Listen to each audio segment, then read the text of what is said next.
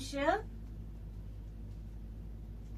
जो परीक्षा में स्थिर रहता है, जो परीक्षाओं में स्थिर रहता है, और क्योंकि वह खरा निकल कर जीवन का वह मुकुट पाएगा जिसकी प्रतिज्ञा प्रभु ने अपने खरा निकल के जीवन का क्या पाएगा? मुकुट पाएगा। आप और हम तब धन्य होंगे जब अगर हमारे ऊपर कोई मुश्किल, कोई परेशानी, कोई परीक्षा आ भी गई है, उसमें स्थिर रहना, वचन में अड़े रहना, प्रार्थना में लगे रहना, परमेश्वर पर विश्वास रखना। हालेलुया। परमेश्वर का वचन कहता है धन्य है वो जो परीक्षाओं में स्थिर रहते हैं। स्थिर रह नहीं पाते सब लोग, इसलिए परमेश्वर का वचन आपको और हमें सिखाता है याकूब की किताब के द्वारा कि परमेश्वर का वचन हमें स्थिर रहने के लिए कहता है। ऐसा तो हो नहीं सकता कि कोई भी इंसान और उसके ऊपर कोई परीक्षा ना आए, उसके ऊपर कोई परेशानी ना आए।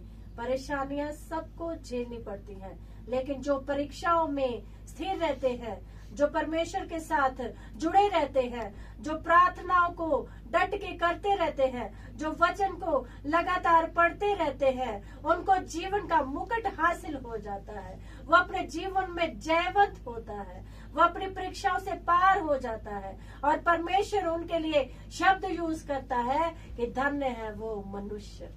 हालेलुया। आप और हम अगर लगातार प्रार्थना करते रहते हैं, आप मुश्किल में, परेशानी में, बीमारी में, परमेश्वर की परीक्षा में हम स्थिर रहते हैं, तो हम धन्य हैं। हालेलुया। अगला वचन क्या कहता है? ये ना सोचे कि परमेश्वर ने भाई उसे परीक्षा में डाल दिया। परमेश्वर आपको और हमें दुखी करके कभी प्रसन्न नहीं होता। परमेश्वर आपको और हमें छुड़ाने के लिए आया था। उसने हमारे सारे बंधनों को तोड़ने के लिए क्रूस के ऊपर लहू बहाया। हमारे आजादी के लिए, हमें छुड़ाने के लिए उसने ये बड़ा बलिदान दिया। और वो नहीं चाहता कि हम और आप परीक्षा में आए, वो छुड़ाना चाहता है। इसीलिए वो कहता है लगातार प्रार्थना करते रहो, निरंतर प्रार्थना करते रहो। गतसमनी में जब प्रभु यीशु बार बार प्रार्थना करने जा रहा था, तो वो अपने चेलों को बार बार यही हिदायत दे के जाता है, जागते रहो और प्रार्थना करो, सो मत, प्रार्थना करो। और जो खुद वो प्रार्थना करने जाते हैं, वापस आते तो चेले सब नींद में पड़े होते।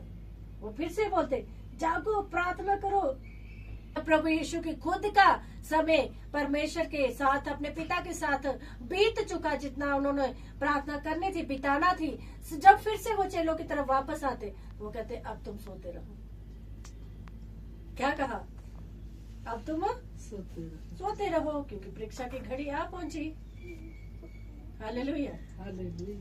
प्रभु बार बार उस समय भी अपने चेलों को अलर्ट कर रहा था कि प्रार्थना करो, प्रार्थना करो, तुम सो ना, आत्मा में जागृत रहो, क्योंकि बहुत बड़ी परीक्षा अगर दुष्ट ने अगर हमारे लिए कोई जाल बिछा के रखा है, आपकी और हमारी जो लगातार प्रार्थना है, उसको प्रभु और परमेश्वर सुनने वाला परमेश्वर है, और हम बड़ी परीक्षा से बच सकते हैं।